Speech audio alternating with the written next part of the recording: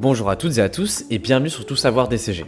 Tout d'abord, si tu veux aller plus loin, sache que des fiches de révision et des vidéos de correction d'annales sont disponibles dans la description.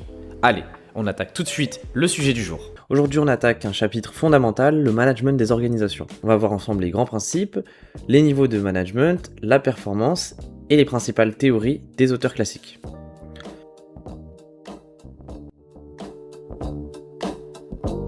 Premièrement, le management. Le management, c'est l'ensemble des techniques d'organisation et de gestion pour conduire et piloter l'action des individus en définissant les objectifs et les moyens, tout en motivant et en mobilisant les ressources humaines. Par exemple, un manager dans une entreprise fixe les objectifs de vente, répartit les tâches et motive son équipe pour les atteindre. La gestion, c'est plutôt la science des choix. Elle cherche à utiliser au mieux les ressources limitées, le temps, l'argent, le personnel, pour atteindre efficacement les objectifs. Donc le but, là, on est plus sur de l'efficacité. Pour faire simple, le management, c'est la manière de conduire les hommes, alors que la gestion, c'est la manière d'utiliser les ressources. Le management se décompose en 3 niveaux. Le niveau stratégique, c'est le sommet, on fixe les grandes orientations à long terme, par exemple décider d'ouvrir une filiale à l'étranger. Au niveau organisationnel, on met en place les moyens pour atteindre ces objectifs, par exemple définir la structure hiérarchique ou le budget du projet. Et au niveau opérationnel, on passe à l'action au quotidien, par exemple gérer une équipe de production ou de vente. La performance, c'est la capacité d'une organisation à atteindre ou dépasser ses objectifs. Elle repose sur 2 notions, l'efficacité et l'efficience. Il faut que ces 2 notions soient complétées pour qu'on parle de performance. L'efficacité, c'est atteindre les objectifs fixés, et l'efficience, c'est les atteindre avec le moins de ressources possible. Par exemple, une entreprise est efficace si elle fabrique 1000 produits comme elle avait prévu. Elle est efficiente si elle l'a fait sans gaspiller de matière ou de temps. Aujourd'hui, on parle aussi de performance globale. Cette performance, elle ne se limite plus au profit, mais prend en compte l'environnement, le social ou encore la technologie. Donc l'entreprise et son environnement dans la globalité. Et attention, puisqu'on parle également de paradoxe de la performance. Il faut souvent trouver un équilibre entre les objectifs qui sont parfois opposés, comme la qualité des coûts et le court terme et le long terme. Il est difficile d'allier un faible prix avec une très bonne qualité. Souvent, on va se positionner. On verra ça plus en détail juste après. L'école classique, au début du XXe siècle, voit l'entreprise comme une machine. L'objectif, c'est d'être la plus productive possible. Et donc ici, il y a 3 auteurs qui vont se positionner pour déterminer comment cette machine, qu'est l'entreprise, va pouvoir maximiser son profit. Premièrement, Taylor met en place l'organisation scientifique du travail, l'OST. C'est une division du travail très stricte. Par exemple, le travail à la chaîne, chacun fait une seule tâche pour aller plus vite. C'est le Taylorisme. Donc, c'est la rationalité productive. Fayol, quant à lui, dit qu'il s'intéresse à l'administration. Il définit 5 grandes fonctions: prévoir, organiser, commander, coordonner, contrôler. Donc c'est la rationalité administrative. Et enfin, Weber qui introduit la bureaucratie. Selon lui, l'organisation est fondée sur des règles précises, une hiérarchie claire et une autorité légale. C'est la rationalité structurelle. Plus tard, d'autres auteurs vont compléter ces visions.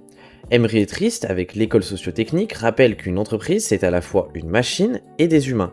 Il faut donc équilibrer le technique et le social. Également, Schumpeter qui met en avant, lui, le rôle de l'entrepreneur. L'entrepreneur, c'est celui qui innove et qui prend des risques pour créer un changement.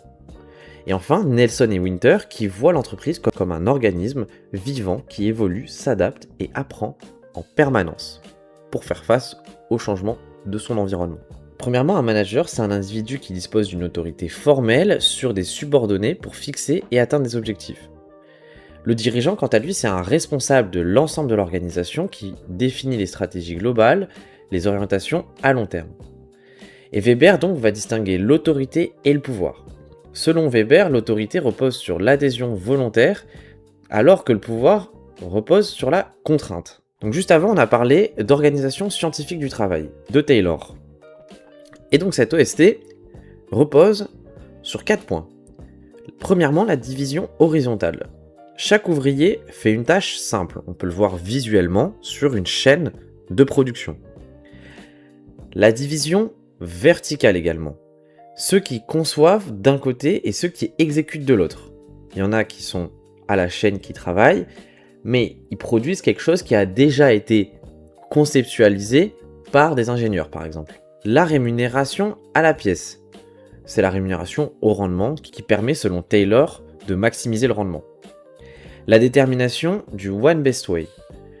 Le One Best Way, c'est la meilleure manière de faire chaque tâche. Le contrôle systématique. On va vérifier que chaque personne fait bien sa tâche de la bonne façon.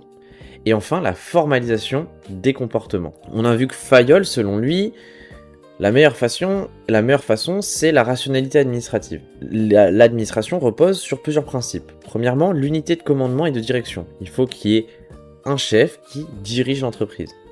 Ou une multitude de chefs, évidemment. Donc c'est une unité de commandement. La hiérarchie. Il faut qu'il y ait une hiérarchie. La division du travail. La subordination de l'intérêt individuel à l'intérêt général. Le but n'est pas simplement de satisfaire un individu, mais de satisfaire un ensemble d'individus, plutôt qu'un seul individu. Enfin, l'autorité liée à la responsabilité. En résumé, pour Fayol, une bonne organisation, c'est une organisation claire, ordonnée et juste. Elle doit respecter ces 5 points pour être considérée comme une bonne organisation, selon Fayol. C'était tout pour ce 3e chapitre, merci d'avoir suivi cette vidéo. N'hésitez pas à regarder dans la description si vous êtes intéressé par des fiches claires et précises qui couvrent l'entièreté du programme. Et on se dit à très vite pour une prochaine vidéo.